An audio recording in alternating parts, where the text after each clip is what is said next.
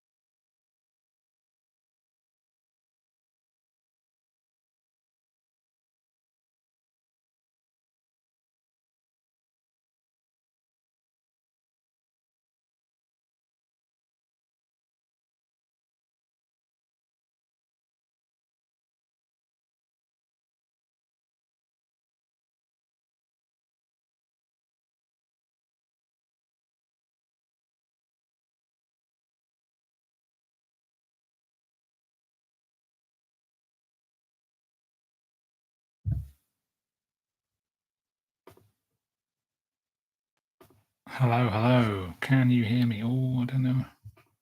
Let's have a look at that.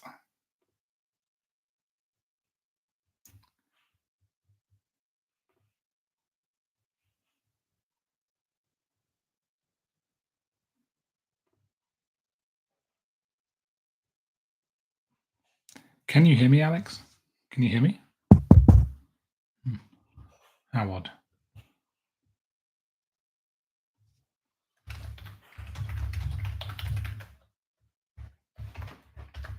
Oh, cool. Okay. Fair enough.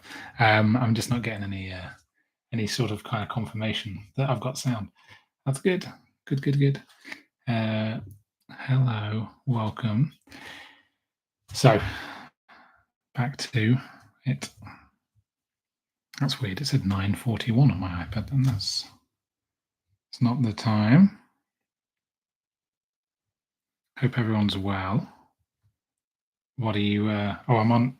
Reason for a slight delay was because my webcam, which is up here, just decided today to stop working.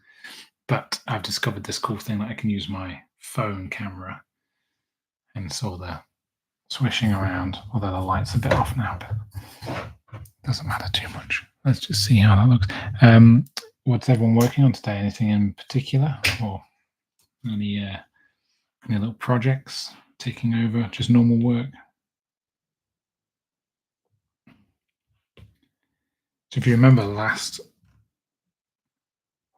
week, we were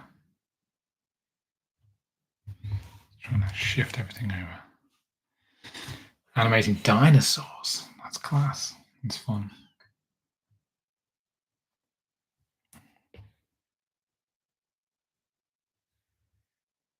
My 2.5-year-old would be a big fan of that. That's for sure. He would. So I think I said in something or other about this little live stream that I'm gonna try and the co-work Wednesdays thing, speed this on a little bit because I'm taking ages to do it and I don't get a lot done whilst chatting and so on. But this now, my process is like this kind of just needs a few in betweens, very gentle in betweens, just to kind of soften it between these boom, boom, boom bits. So probably favoring these extreme poses, and just kind of a frame easing into this, maybe an overshoot. So there might be like a smear frame in there, maybe on ones. Finish that little bit off. I'm not going to rush it because that should be fun.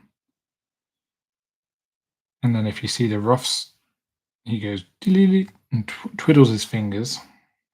Exact noise. Reaches down, picks up a strawberry, hence the strawberry slug, the hook. Oh, it's very funny. And then takes a massive bite out of the fruit because slugs eat fruit and everything like that and eat all your plants. And then realizes that it's maybe a descendant of his. Pulls a face. And that's it.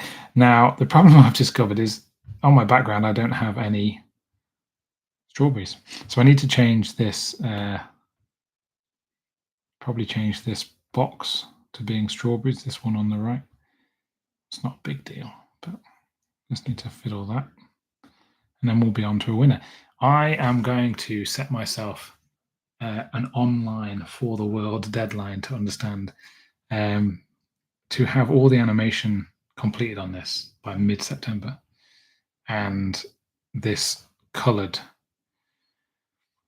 I think finished by the start of October, because in October I want to do, there's other stuff going on. There's a short film I want to work on. This was always meant to be a warm-up project. This was meant to be done for my 40th in April.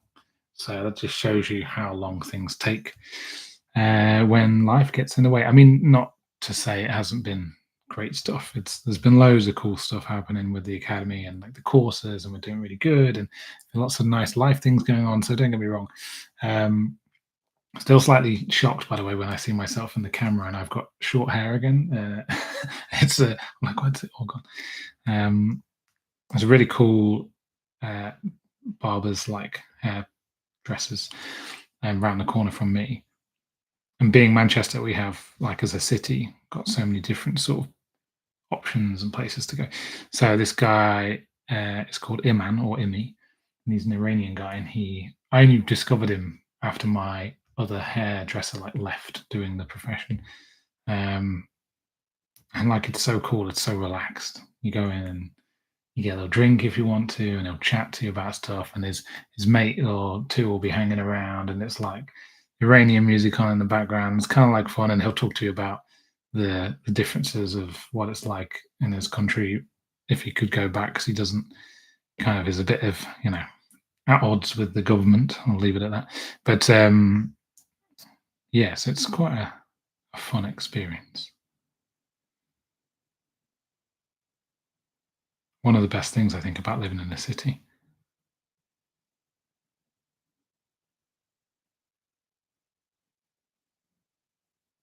Right, so what are we going to do with this? It will go past. Right, I'm going to get rid of. I always pressed the wrong button there. Oops. How do I redo? There we go. Let's cut. I always want to do these like fancy things, and oh, there we go. I'll cut it. No, I haven't.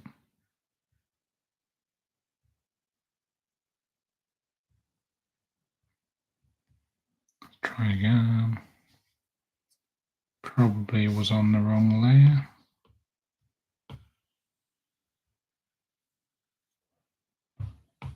Yes, there we go. Cut. Right, we don't need that anymore.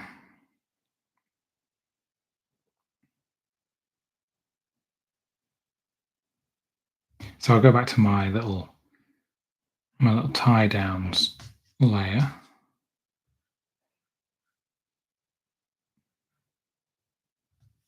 And I kind of use this is almost like my roughs, really. My process is probably not perfect, that's for sure, but I have my way.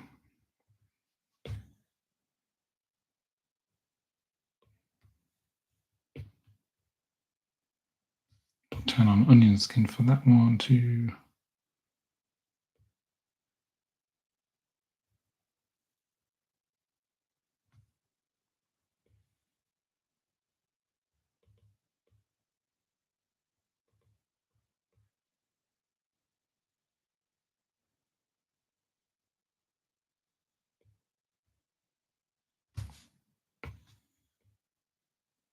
Hey Nick, welcome. Thanks for joining.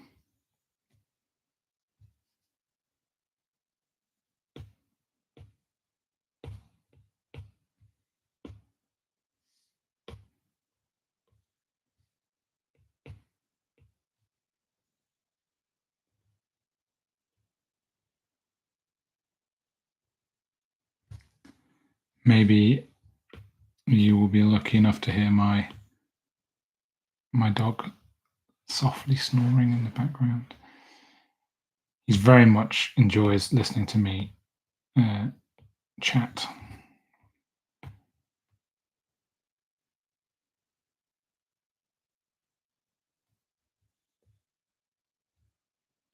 think like it's his favorite thing.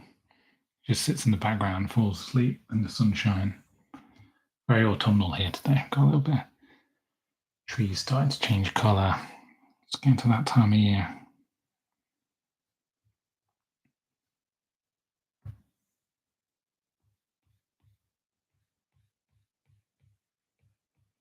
So I'm thinking, you guys tell me what you think of this as well, but I'm thinking of doing something when we get into autumn, winter, it gets a bit more cozy, I thought about doing like a creative like jam session where we do something sort of at the same time. You can get involved if you want. It's the same as this, but with this, you're obviously not doing the same theme project, whatever. But instead, because of it's kind of comes off the Inktober thing where you have a very specific set of prompts to work from. So imagine that, but like kind of almost like a little challenge, I guess.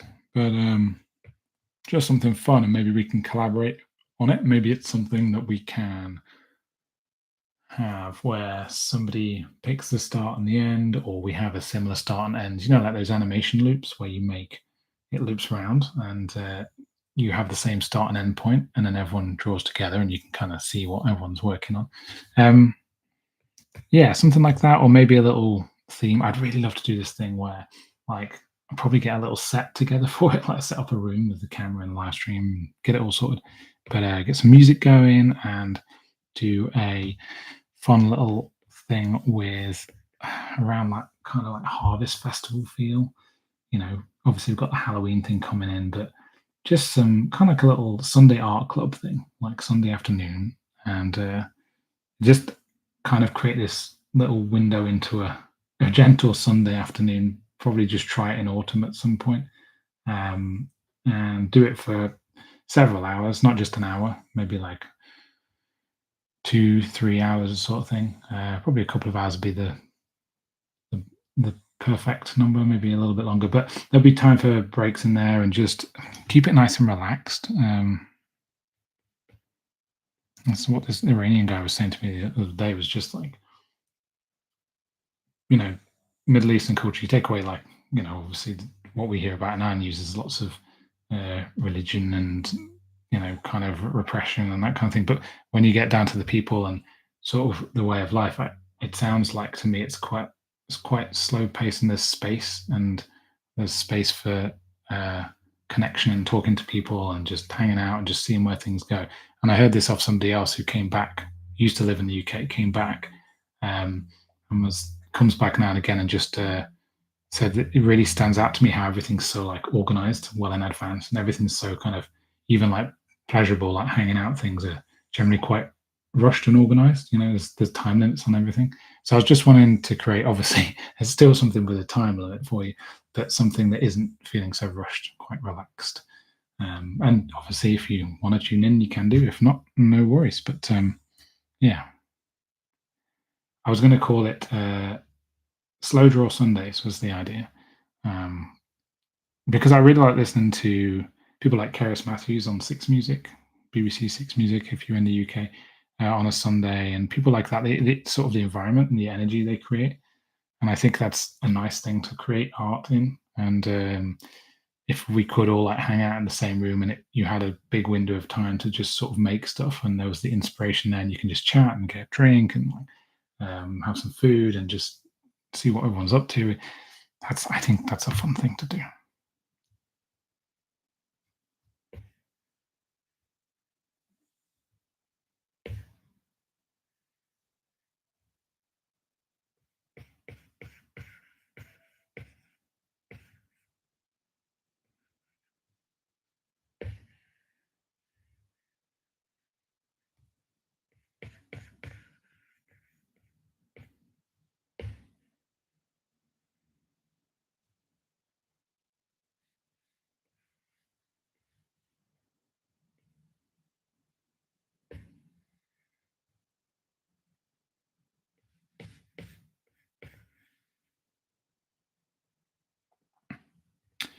Yeah, the radio is great, Nick.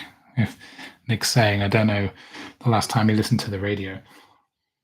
It's that thing like from Spotify and other music streaming services and well, streaming TV and everything. There's like less curation, less like sitting back. It's another low level stress thing of choice, decision making, decision fatigue. You know, even with you go on the internet and it's like there's so many things you can learn anything, you can go on anything. It's just mad. So it's easy to get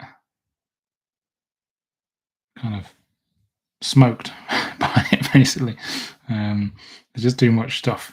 So you're like, oh, flipping heck. And then you end up sitting in a vegetative state, half on your phone, half watching a show and not really getting any benefit out of anything. So I am working on, Nick, a short animated film, which is based off sort of a silly song I like made up for my son when he was 1.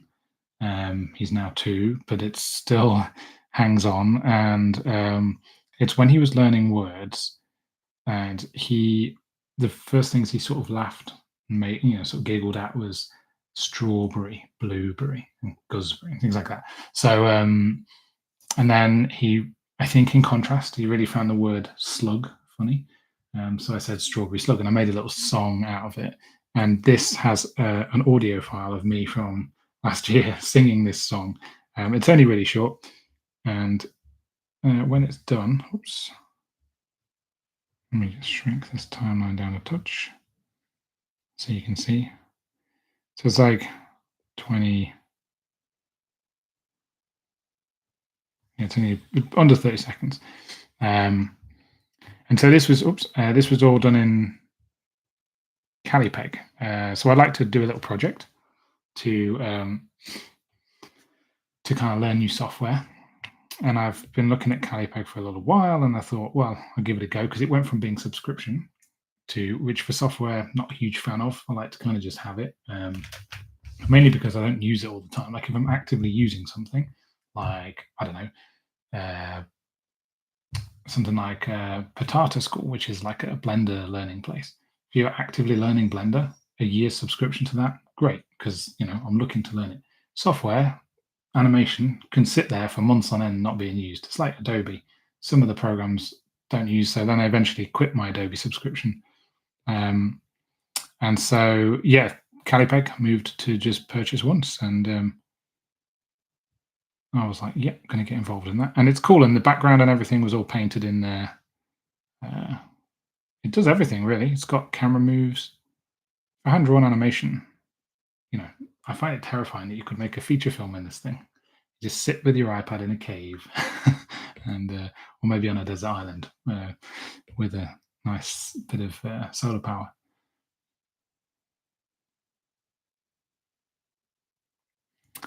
Nick says he was in Perth, Australia, a few years back, and their local radio station was the most relaxing thing ever. Definitely, the era of streaming has taken over a little bit. Yeah, it's true. Although there are, I think it was called Sonoma FM. There's an online radio station that you could listen to, and there's things like that. It's just a lot of them are pay services. It's kind of sucks a little bit, but if it's really good, I like it when they give you a freebie for a little while.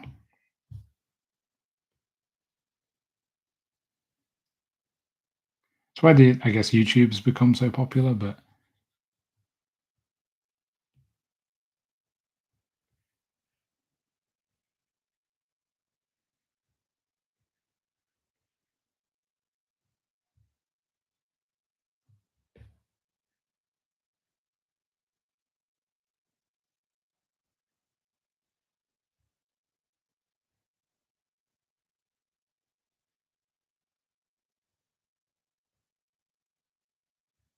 all right, it's like trying to work out where that arm is there, but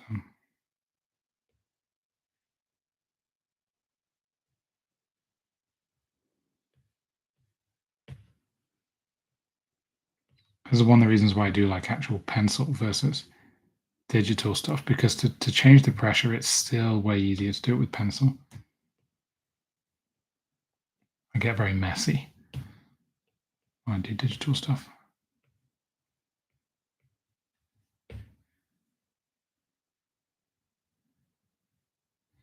I need to fix those knuckles.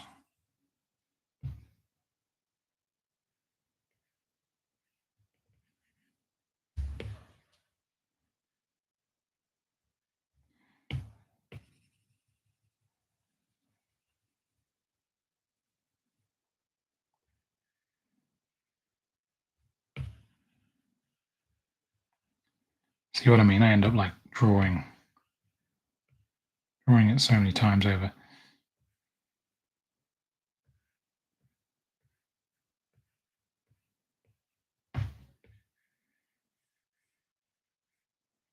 Oh, loop.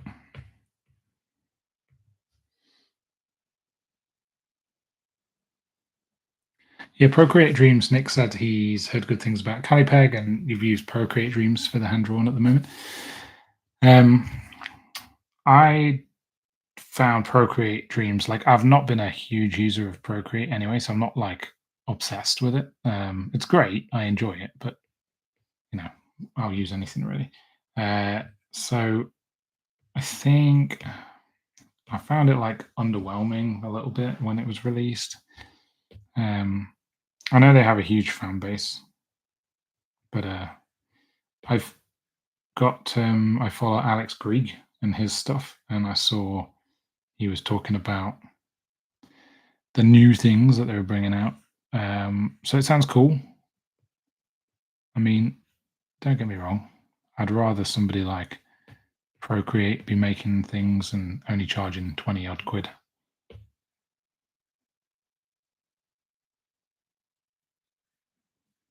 This is going to probably be on 1. I'm going to mess my timing around a little bit. I don't even know how I did that then. Got a weird in and out.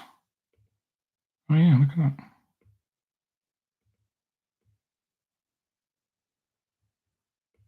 That's crazy. There's so many hidden sort of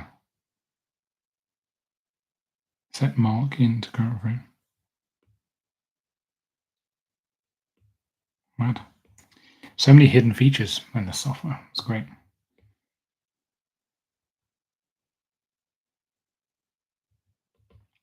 So I will, yeah, like I was saying, I will change my timing a lot. I know that's maybe like something that real Joe Pro animators will be like, oh, you should have it set. But I think that's the fun of it when you're doing your own thing.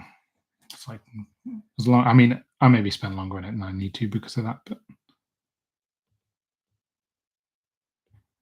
and the more I'm animating, the better I get for sure with my timing anticipation.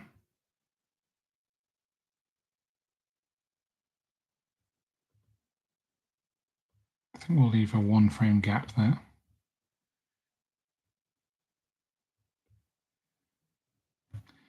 And we will add a little frame in there.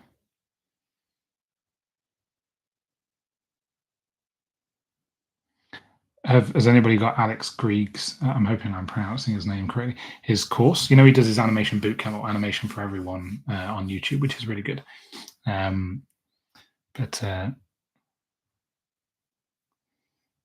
Yeah, his courses are decent. His little animation course he does one about Procreate, and I think I got it on early bird, and it was just he has very similar things. It sounds like he was taught really similar to me, but he posted something recently about somebody's film he was involved in very early on in their career, and they took him under their wing. But yeah, he has a very nice way of like being excited and positive about animation and stuff. So I think he's based in Australia, isn't he? I think.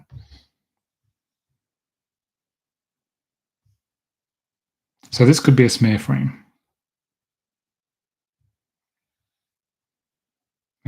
So we're going to go from here. I'm going to kind of stick to something that's quite close to this side, like timing chart wise. It's probably going to be somewhere around here.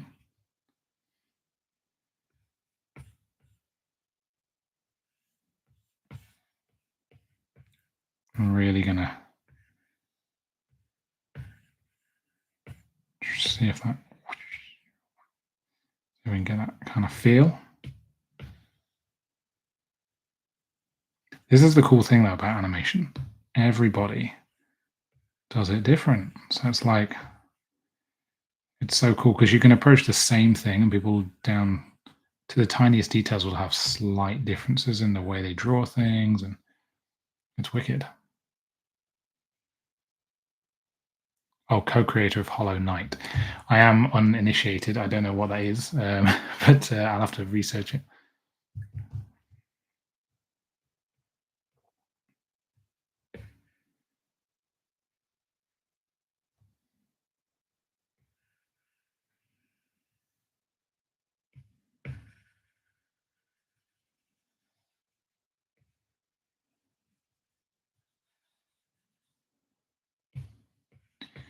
What are you working on, Nick? What's what's in the locker today?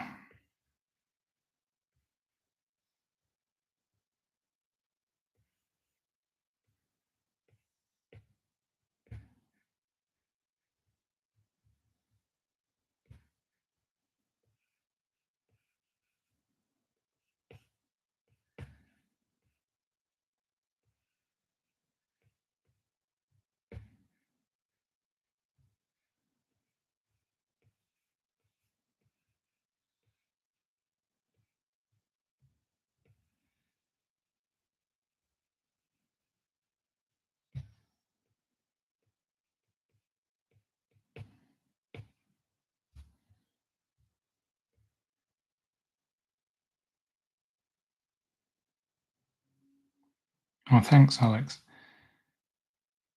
Who doesn't love drawing a smear frame, huh?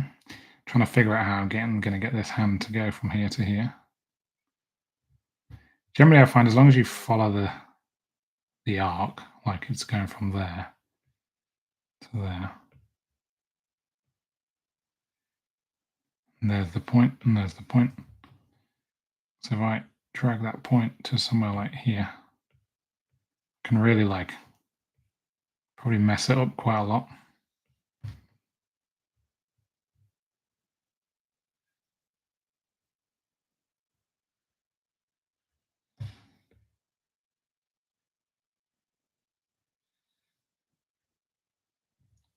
Don't like that. Don't like it. Instead, I'm going to drag it straight down.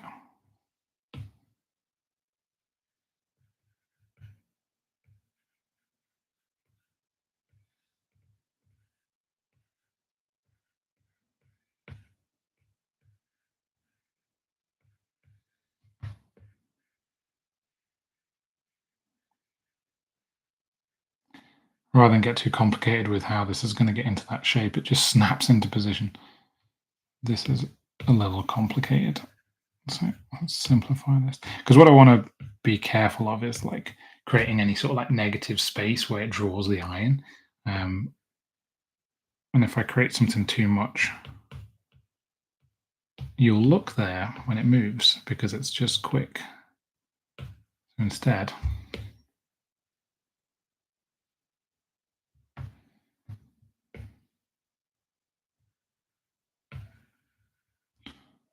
this is all getting massively simplified.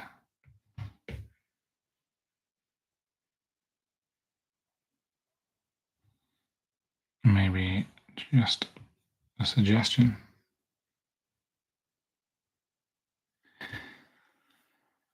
Slug muscles. Trying to do a bench press here. He's really straining. And he's kind of getting bigger. That was a mistake, but I kind of keep it in because I like it. Like he's inflating. Pump.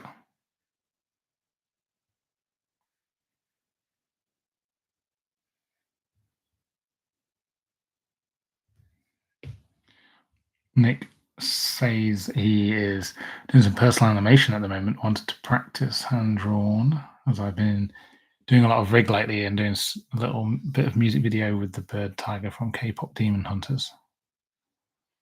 Yeah, I need to get in on that. I've watched like 5 minutes of it. I keep trying to start it, and then something pulls me away.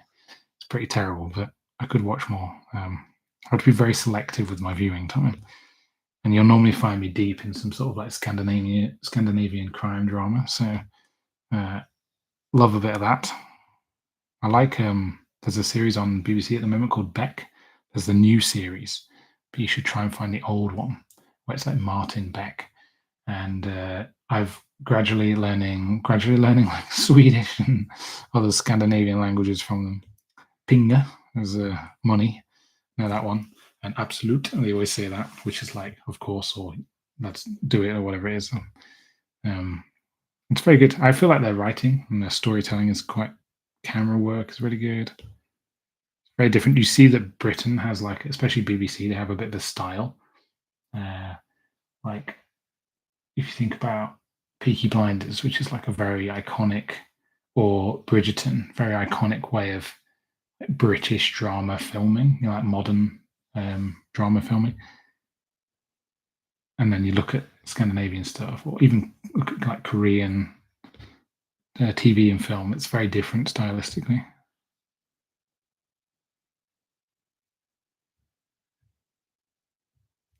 Right, let's see what we can do with this.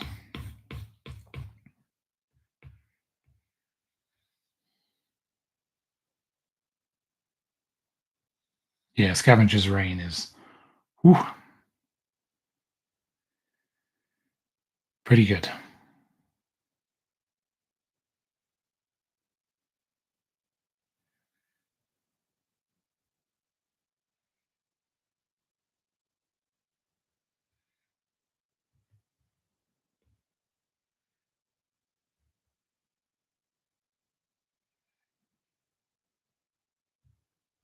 So I'm wondering how far I can push this one. I think if I, for myself, if I keep this really rigid, and then all the bits, kind of like if you were driving in a car and you slam the brakes on, or it hit a wall, and then you had a lava lamp, and the lava lamp would just go and go past. Um, want to sort of think about it like that, I think. But going to keep the teeth exactly where they are. Maybe even more than that. Because it's not going to read unless it's a big thing.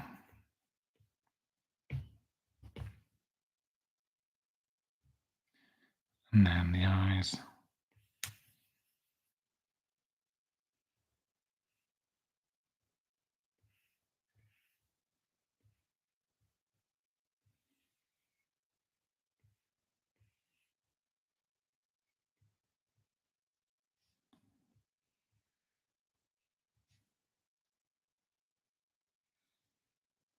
So almost like it's like glued onto him.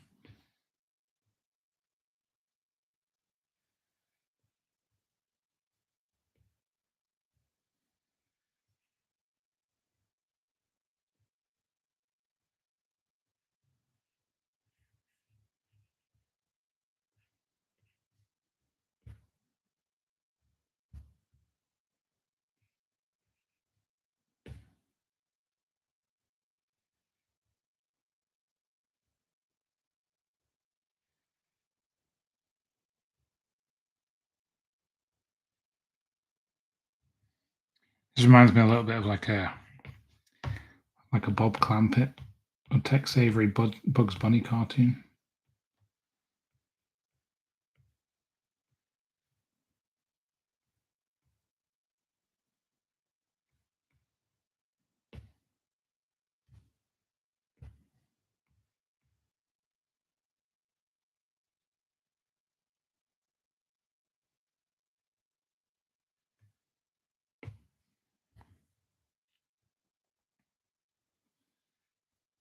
Yeah, Nick's saying about Scavenger's Reign, chatting about rigged hand drawn, and they did use some Moho stuff. I think Scavenger's Reign they did like use some rigs for some complex things that would have just taken ages for no reason. But obviously, without compromising that hand drawn feel, which I think is really impressive when people can do that. Because for me, it all looked hand drawn. Like I didn't see anything that was like that's not hand drawn. And I'm generally quite good at spotting it. Maybe I was just blown away a bit too much. But yeah, it's quality.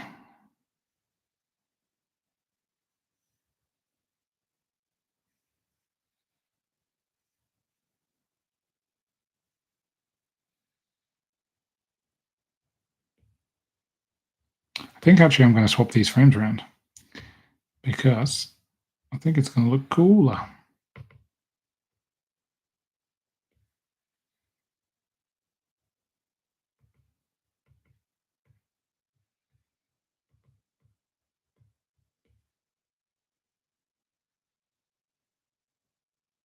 No, it's not. Because it's going to look too much.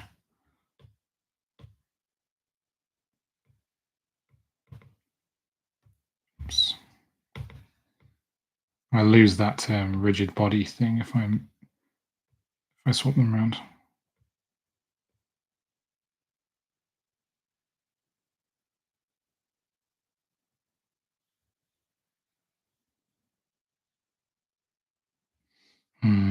Not sure. I'm going to add a.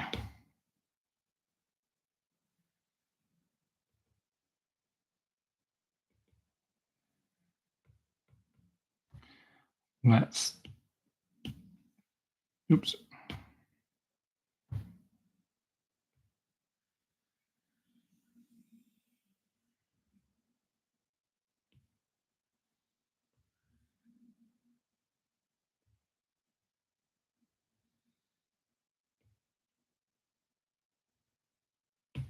Changing my mind. It kind of works. That'll do. Yeah, just weird. The body horror, like continuous morphing stuff. It's a bit turns your stomach, doesn't it? In Scavenger's Reign. Oh, okay. They use some 3D crowds in. That is interesting. Yeah, I didn't know much about it. I've not seen a making of. I should hunt one down because I can imagine it's quite interesting. So I now need to get back to this.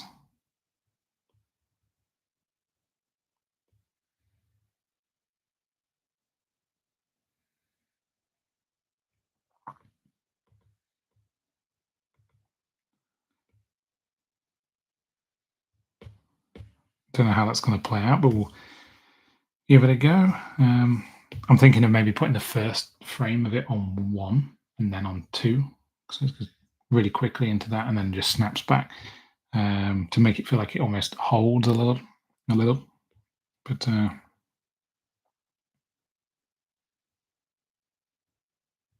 this one's going to definitely be on 1.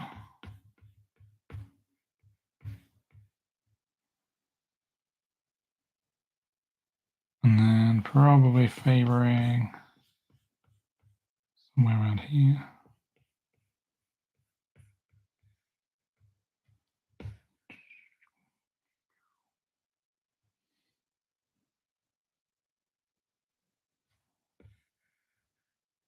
Gotta get those eyeball arcs correct.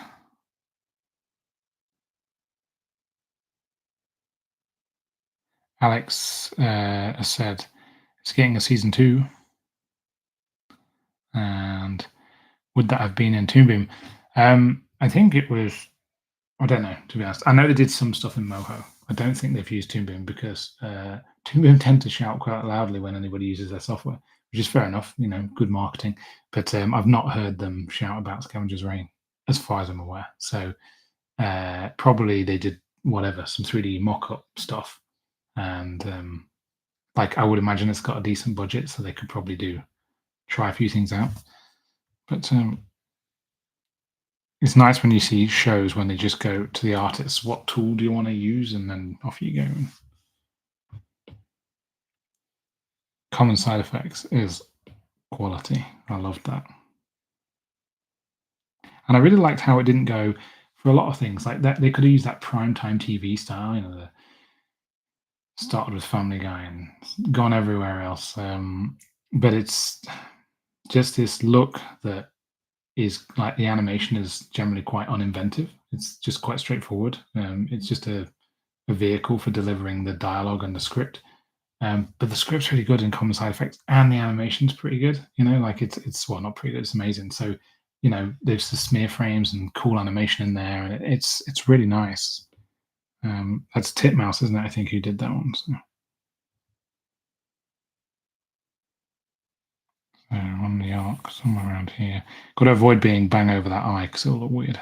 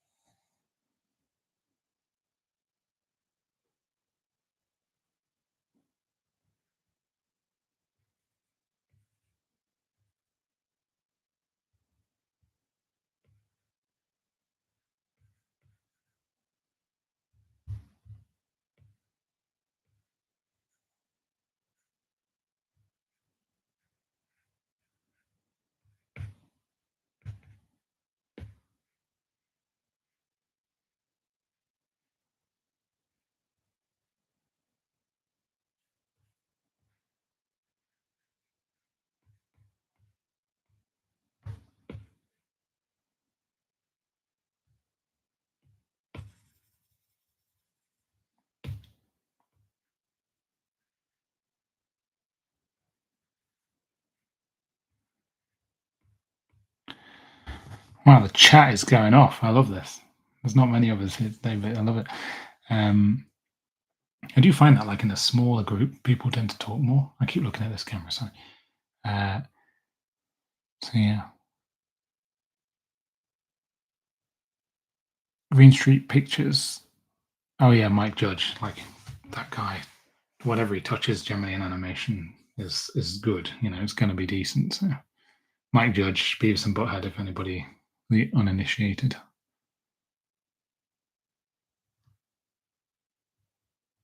Oh yes, the Scavenger's Reign was mainly made in TV Paint, along with common side effects. Although you've written common size effects, which I know is a typo, but I would love to see that spin-off. Maybe there's a new season 2. There's a new pharmaceutical drug that makes them all massive.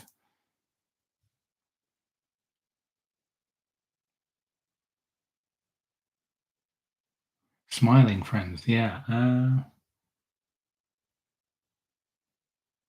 feel like that was something else. Is that what's Smiling Friends? Who was the person who made that? Because there is the person who did YOLO, which I think is Michael Cusack, who has like his own. I think it is called YOLO now, but a YouTube person. He made. I think he used this or wanted to use the same software that originally used. I think it was maybe in Adobe Animate or Flash, and then was in Toon Boom. You know, like I can tell by the line style when it's made in Flash. It's got that feel to it.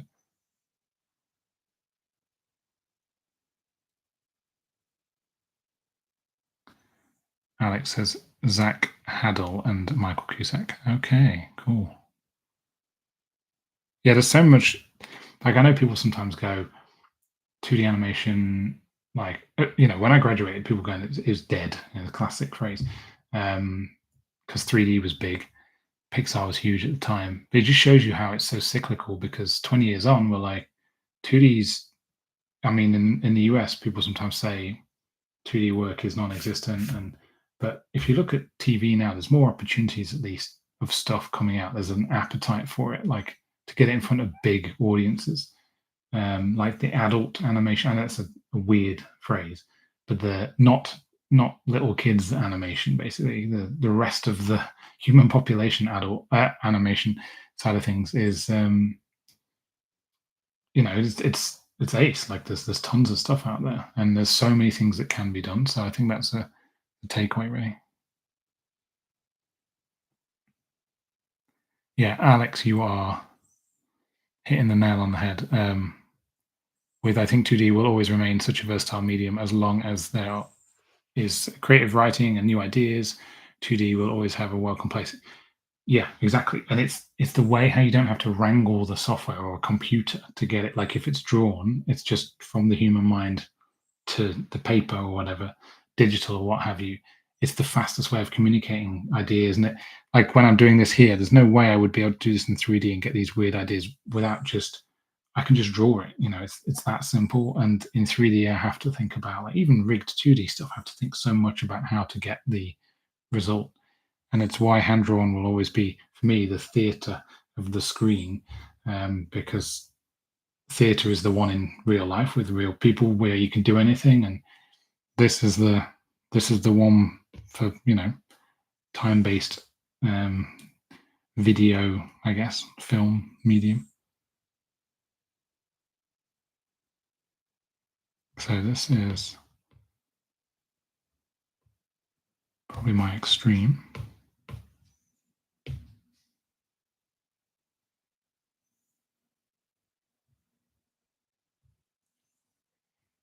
Alex has said, "Don't get me wrong, CGI is amazing, but the closer we get to real, I wonder if it suddenly no longer serves its original purpose." And remember, 10, 15 years ago, we were having this argument all the time about the uncanny valley, realism in 3D, the renderers and everything. That was like the big thing. That was the killer of creativity. And now it's like AI stuff. It's different stuff. It's computer generated in a different way.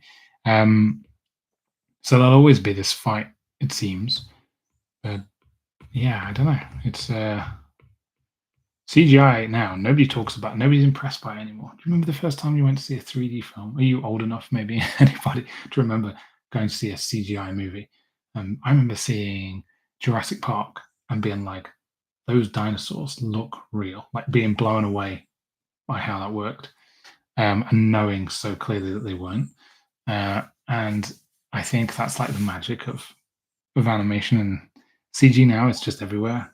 And it's the same jadedness, I guess, with AI generated stuff. People just go, if it looks like a fake, they just go, it's a deep fake, or it's a AI generated or a mix of whatever it is, an actor with a CG thing. It's you know kind of like this malaise mistrust. It's not exciting to be around, but I want it to be people excited creatively what they can do rather than like how they can cut corners. Really, that's sure everybody wants the same thing as that, but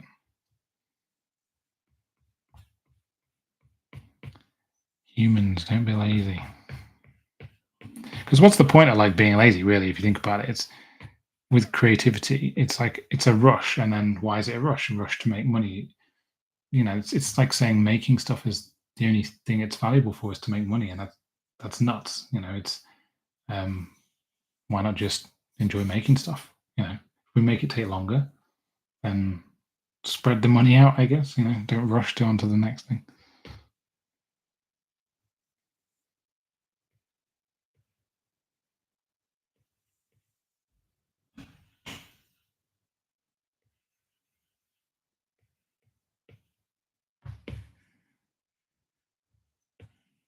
They are a little small.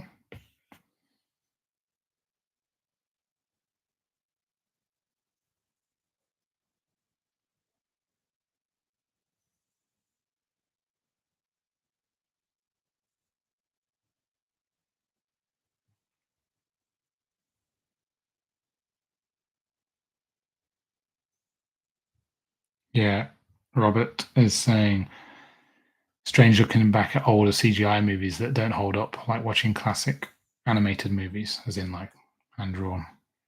Yeah, because we've got so used to things just being hyper real, like perfect renders and all that kind of stuff. Again, watch Ratatouille. Like that's, I remember seeing that in the cinema and seeing the food rendering and being like, oh my word, look at that like glisten, that light. And you watch it now and you go, that looks really CG. Still looks cool, but like it's like the kind of stuff you can get from typing a prompt into something now. Like it's so easy to make, but at the time it was cutting edge renderers and all this kind of stuff.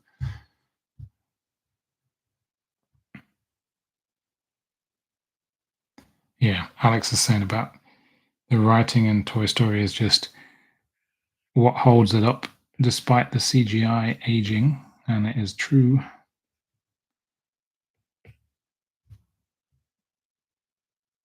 It's all about the story.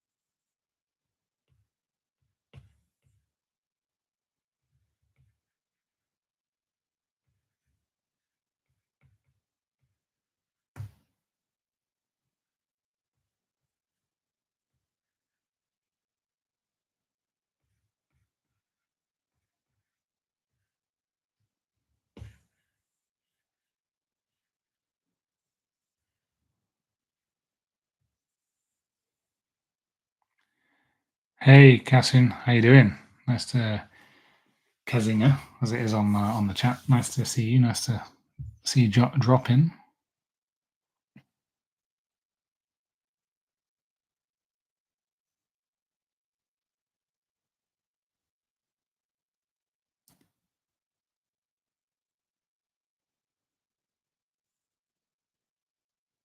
Oh, I haven't seen. Robert says he was bored watching Elio. Is that how you pronounce it? The new film from Disney Pixar. I think it's Disney Pixar. I don't know which one made it. To be honest, nowadays I used to know all that kind of information, but compared to watching Bad Guys or Spider Verse, with the fun animation style. Yeah, Bad Guys looks really decent. Like that looks fun and creative too with the medium. I'm not a massive like Marvel University kind of DC sort of. I can get behind some DC stuff a bit more because they pump it out a little bit less and it's a bit darker. But I find the Marvel Universe thing, I'm not like a oh wow, this is amazing. Big things fighting other big things, kind of, like it feels very like formulaic the way how things explode and move and the action shots and that sort of thing. And I know it's cool, like it serves its purpose, but it's not for me. So Spider Verse I watched and I thought, oh, that's cool. And then everybody started to copy that like drop frame 3/4s style, and yeah, it was a bit of a hook on it, but some really cool animation stuff in there. But yeah, creativity is for Spider Verse was. Don't get me wrong, it was wicked because they pushed it out there. It's just then everybody copied it afterwards, and I guess it's difficult to turn down the money to not keep doing that. Um, Spider-Man stories are pretty good though, but I think a lot of the time they're just reusing back catalog, rehashing a little bit, maybe. I just like to see different characters, like different, not the same thing, not the same universe, just a totally new story. And I know as a studio, that's maybe more. It is riskier because you don't know if people are going to do it. So as much as like, yeah, saying Elio was boring, Bad Guys was successful. I guess artistically, that's what you want from studios: is you want them to take a risk, do something different. The difficulty comes with when someone like Disney, who is kind of like risk averse, they heavily market research and test everything, um, and they don't really want to make failures because they cost so much to make, and nobody does really. But artistically, you need to be able to have risk involved. It's a fine line to walk. I think it must be difficult to make those decisions because some of the films, like I really like Soul. I think that was a good film. Um, Beautiful film and story and message behind it. Not very popular, really. So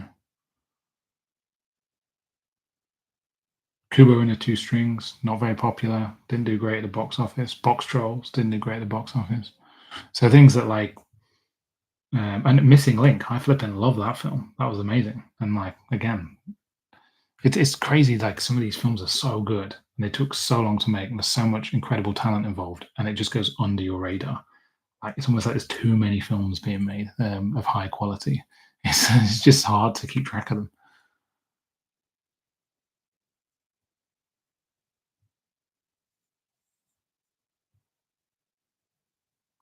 Kojima, I don't know this one. Nick has said, as far as CG goes, Kojima is a perfect example of characters looking more human than real people in some cases. Silly Symphonies. Oh, I used to have all these DVDs. I think I gave them all away. Madness. But I used to have like the Looney Tunes box sets and the Silly Symphonies, and they were from when I was at university, and I used to like collect them and study them and watch them like a real nerd. Yeah, Cassine, I'm doing good, thank you. I'm enjoying doing these little live streams. It's really fun to just draw and chat, and this is what we want, like a mini little spot where people can come and hang out and chat. For anybody catching the end of this stream now, I'm just going to tell you again, got this idea of called Slow Draw Sundays, where it's going to kind of be a bit like this, maybe starting in autumn, going into winter, where we just sort of hang out. Maybe something that could be a collaborative jam. There'll be something you can get involved in. Maybe start with an animation frame, end with the same sort of frame, and I can work on it. You can work on it. I can put them together. We might do some I like doing ink sketches and watercolor, so I might set up a camera so you can see me doing that. Probably put some nice music on. It's meant to be like something that's just relaxing. You can just hang out.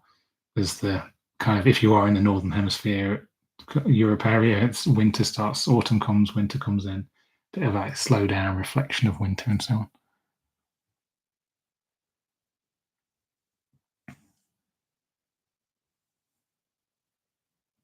I never saw Wish. I just saw the songs appear on the Disney playlists. But yeah, that's unusual. 2D looking CG. Worst Disney film I've ever seen, says Alex. Oh, wow.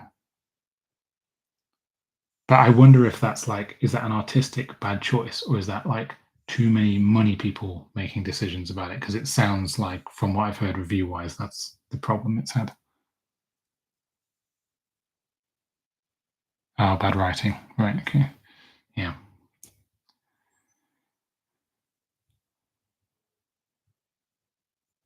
Oh, Alex answers my question. Slated down, getting savaged by the higher ups. Yeah, early core concepts.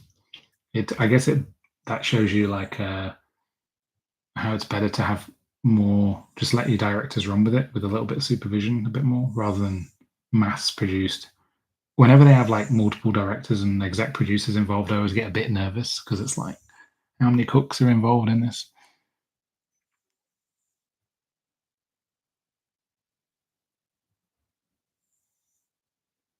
Did anybody, or has anybody seen the uh, Genny Tartakovsky, the thing that was like it's got some like dogs in it. It's like 2D animated thing on Netflix. I think it's just been released. Um, I think it was like a R-rated kind of thing, and then that's why it never got made. And then they've obviously gone. We'll push it out there now because he's popular and we want something edgy. Yeah, like the horny one. I don't know what it is. I've just seen some images from it. I don't know what it's about, but it's like I was like, oh, this is sounds a bit interesting, but I guess Netflix are pushing the envelope a little bit. And then what was that? I mean, there's plenty of examples of this, but 2D features or concepts that were so so far down the line and then they get canned, like totally shelved. Always makes me really sad when I hear about a feature film that goes quite far down the line and gets totally wrecked.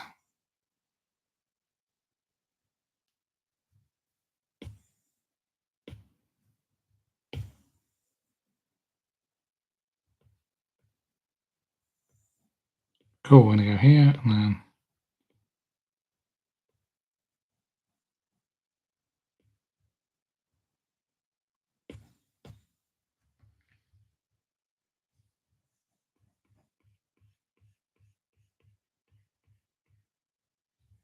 fixed. That's it. Okay.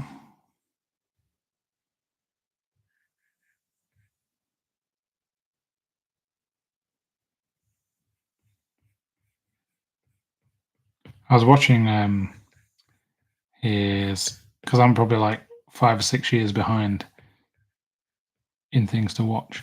I was watching his prehistoric thing on Channel 4 on 4OD. That's pretty good. Visually cool.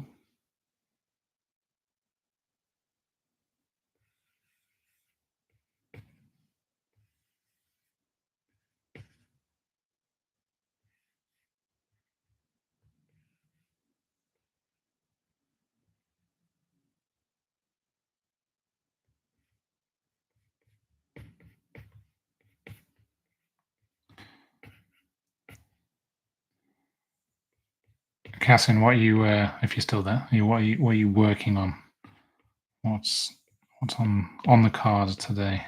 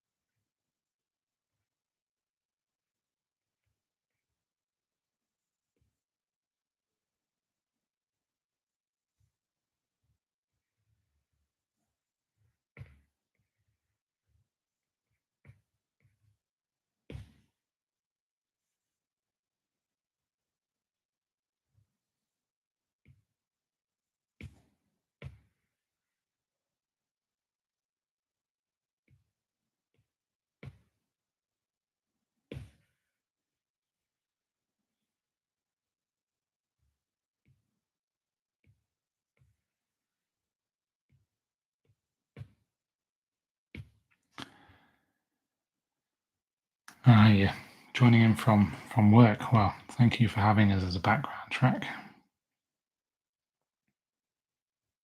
from the hallowed halls of Cartoon Saloon. Eh?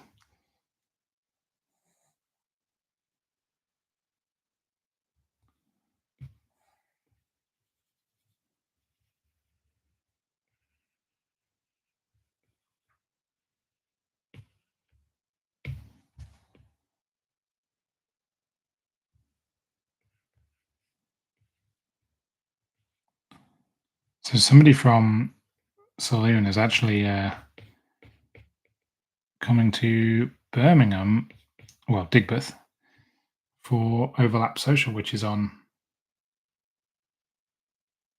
this on tomorrow, which I'll be at as well. I can't remember who it is. I feel like they are an art director, uh, but yeah, I'll see them there. So I don't know if you know who that is, Catherine. I'm working in Calipeg. It's an iPad app, and it's a little short film. I'll just quickly. It's only like 20 seconds, 30 seconds. It's going to be. There's all like 2D animation stuff. You've got cameras and stuff, and you can color in it. I drew the background in it as well. It's nice. It's easy to use, and it's like a buy once kind of thing. Benjamin, I'm on commission. The guy who runs it, I'm not on commission. I like the app. It's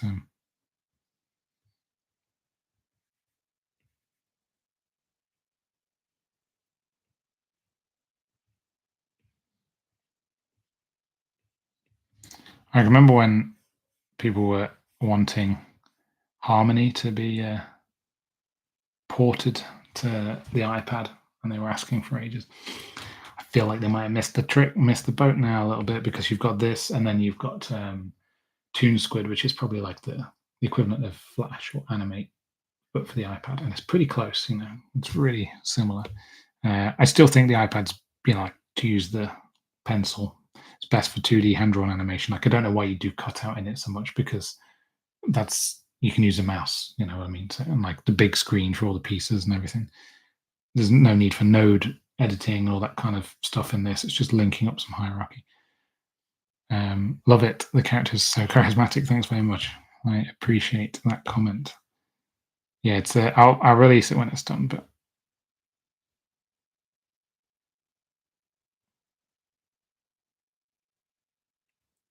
let's see what that looks like.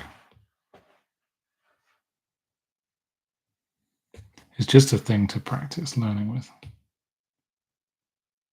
Oh, it's so fast.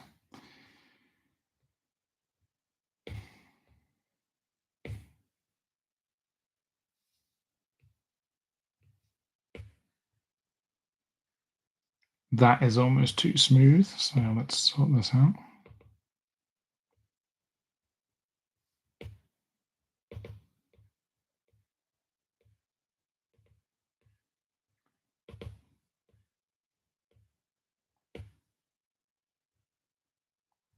I mean, I don't even know what I'm bothering with there. That should just be there. This frame can go.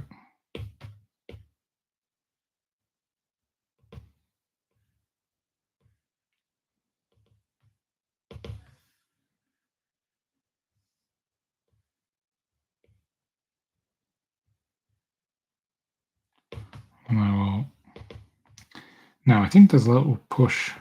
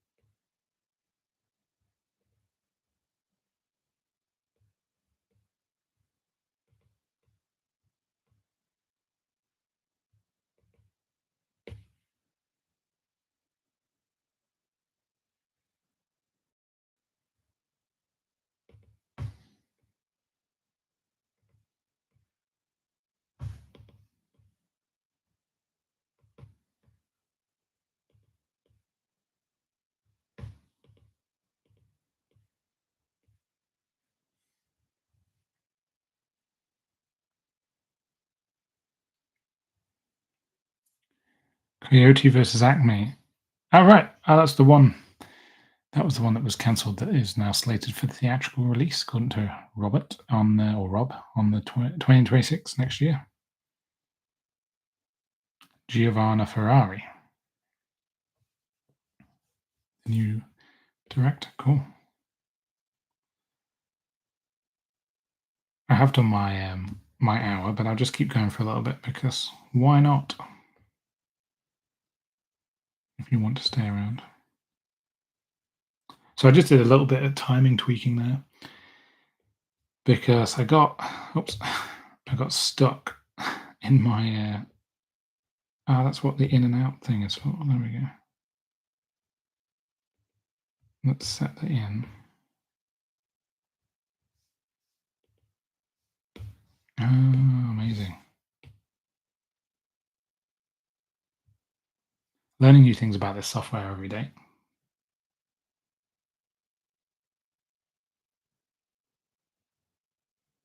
It still feels a bit too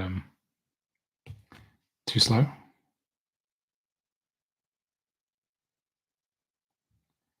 I'm going to try and remove that frame.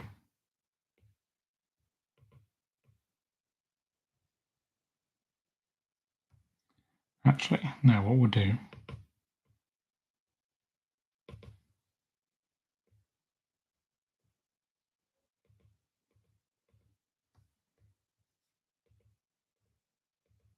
Come on.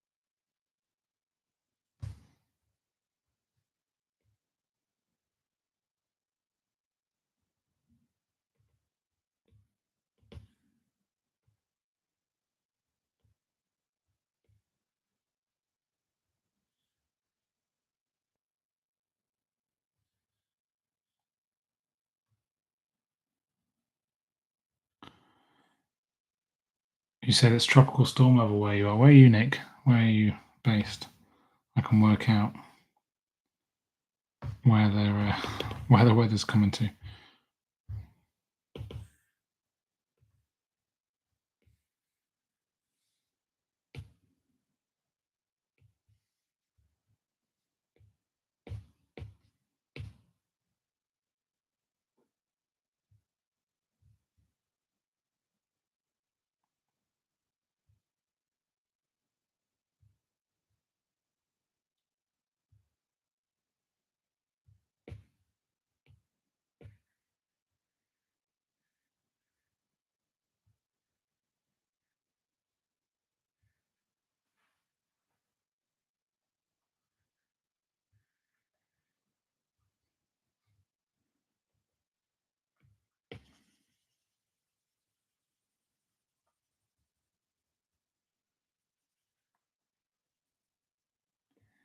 Here in Manchester, it is meant to chuck it down as well.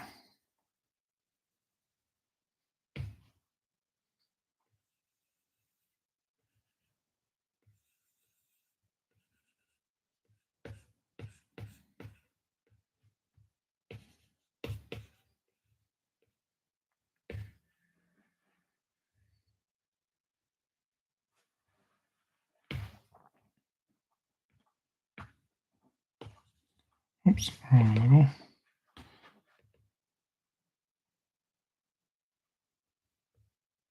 Oops, definitely didn't want to do that.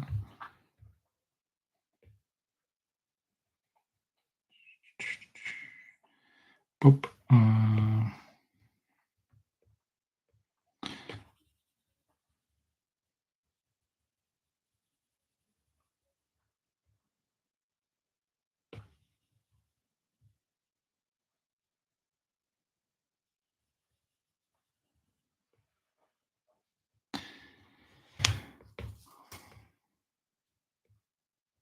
Let's move this to being a rough.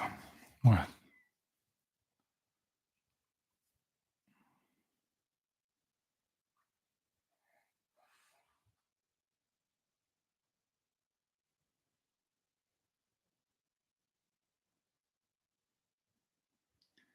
Oh yeah, people saying they finally got rain where they are.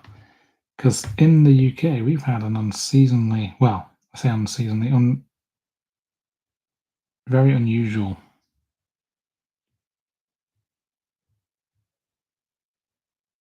amount of heat.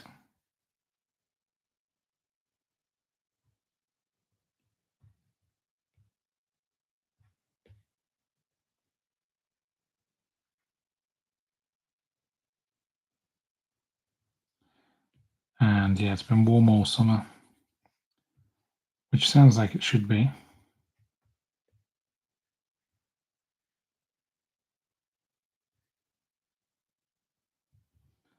But that's not how it works in England.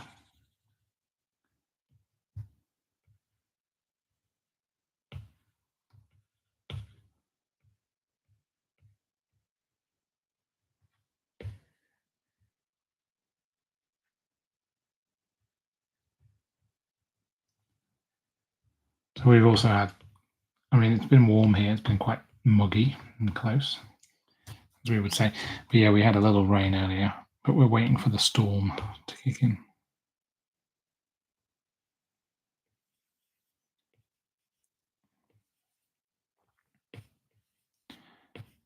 I realized I'd been way too tentative with these frames.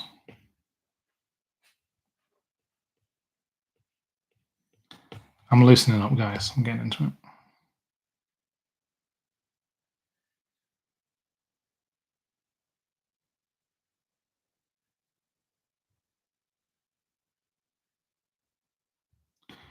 it. This is going to be retired to this level as well.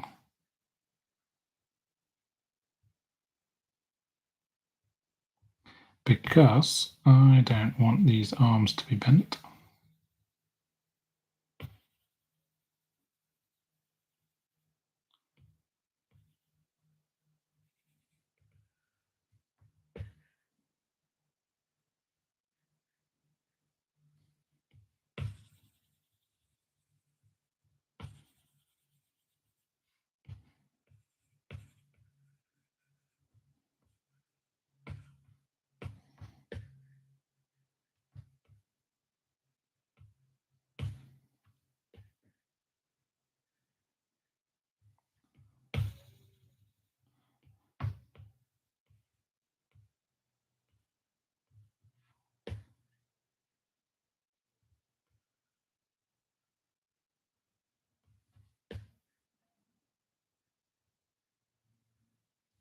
Could even go more with these.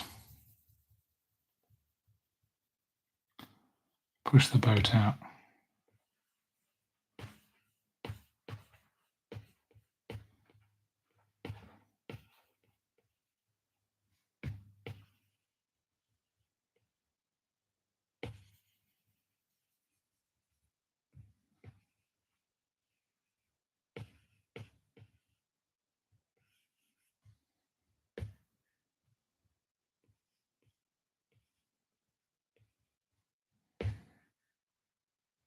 There we go. Big swinging around. Wow, wow, wow, wow, wow. Cool.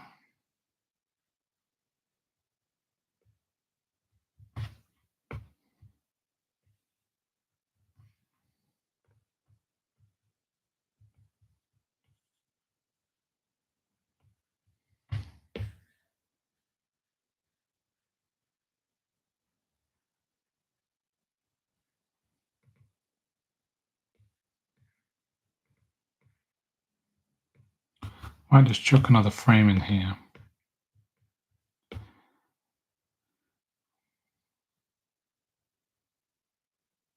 Okay, let's turn off this one, turn on this one, onion skin. Yeah, I just want to.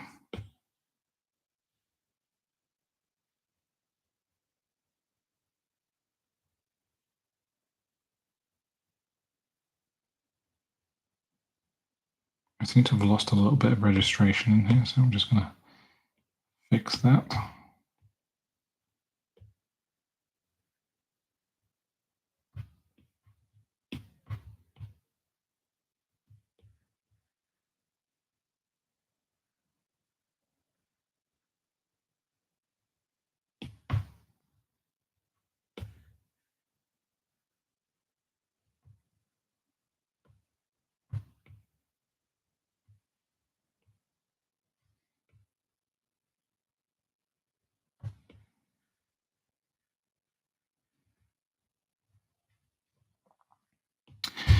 Cool. So let's see what we were doing here.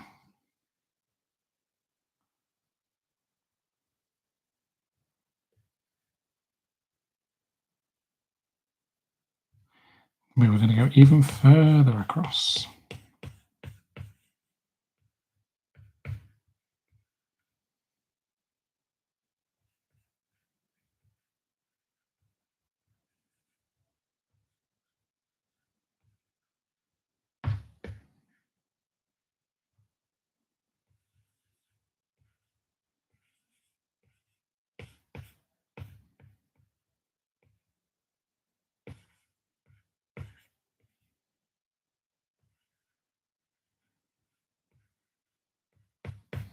Because I think for me, like I'd love to work on something like this, you know, like a series where you get this sort of free reign.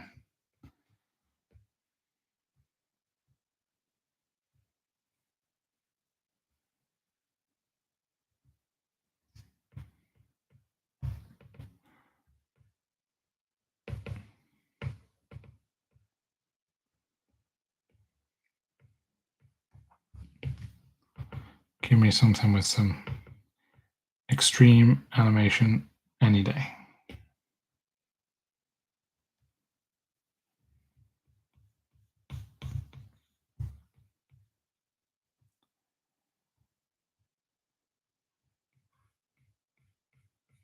Right, I'll just do this one and then I'll call it a day.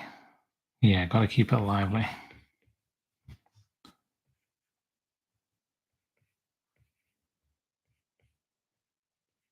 Just a little curve.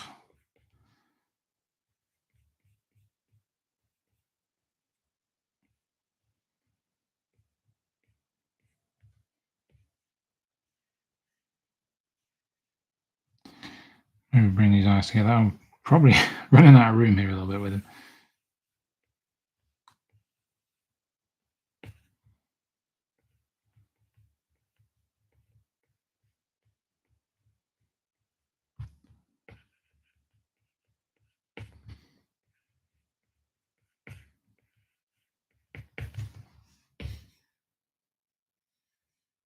I think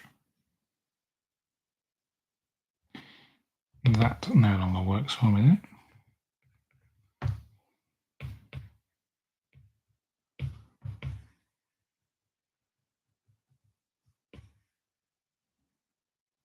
Cool.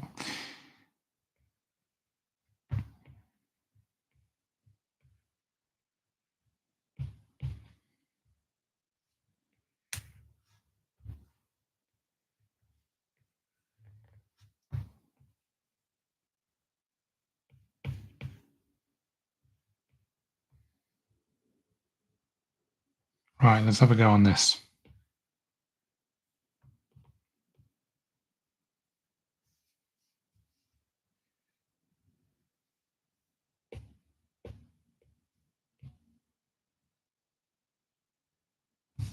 Okay, still too fast. Ding, ding.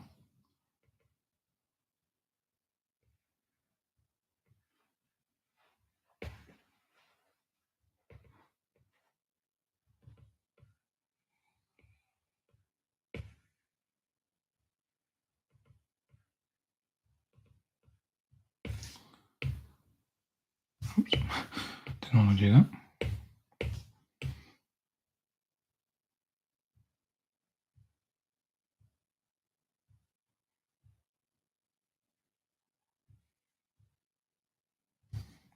Let's get in there. That is not a million miles off.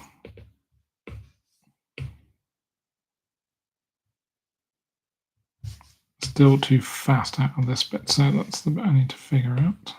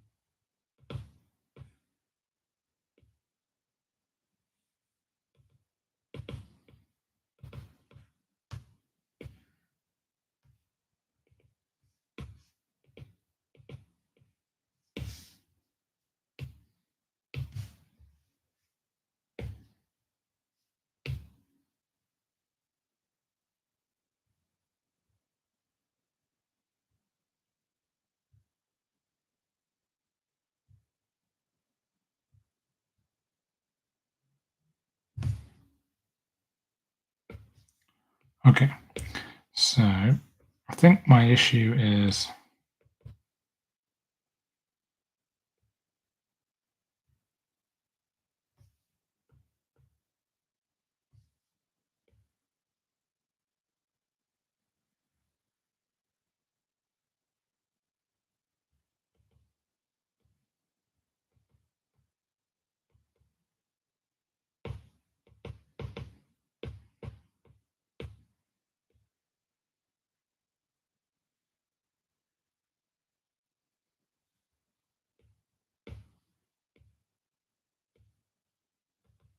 don't think that frame works anymore.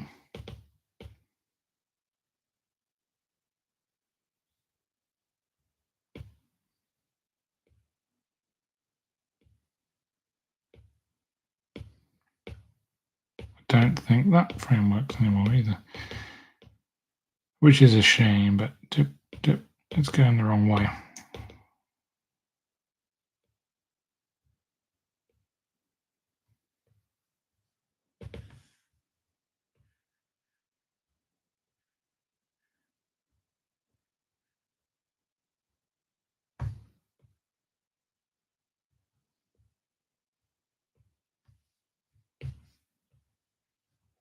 So I need to find a new in between for here, from here to here, which I shall in the next session because we are on half past. So thanks for joining me for 90 minutes of animation chat and doodling. Maybe it's useful for you if you, especially if you're like new to the software. New to the software, new to 2D animation. It's one of those things that like you don't just get it perfect all the time. Like I'm rusty anyway, doing hand drawn animation, so I'm kind of warming up. But if I don't have it figured out, or I'm just playing with it and it's just for fun, like there's nothing wrong with just having a go and trying things out. I kind of know when something's not working, if it's a bit too quick, it's not quite giving me what I'm after. But it's fun to play with and practice. So thanks for joining me, and yeah, I'll see you all next time. If you are watching this and you would like to know about the idea for like slow draw Sundays or any other things we're doing, live streams or events, just sign up to the newsletter on the Adams Animation Academy website, and you will find the link in the YouTube profile as well. And that will give you an email about what I'm doing, and you get a nice update. We're also on Instagram. The Animation Academy is our at handle. So yeah, thanks everybody for joining. Thanks for chatting away, and I hope to see you all again soon. Thanks. See you guys. Bye.